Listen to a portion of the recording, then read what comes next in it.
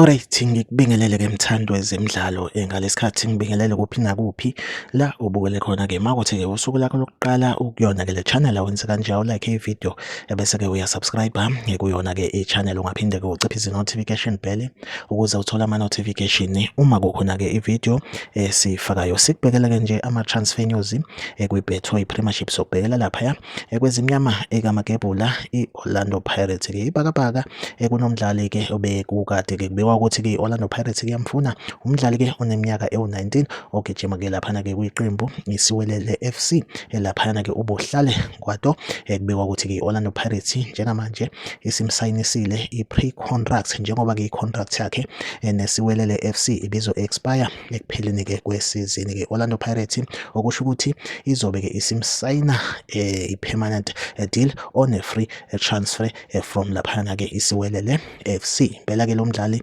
usengumdlali we-Orlando Pirates. Kuyona update engiphethe-ke nje, like ividiyo, subscribe kuyona-ke i-channel. Mina nawe asihlangabezana kwividiyo elandelayo, nisale kahle.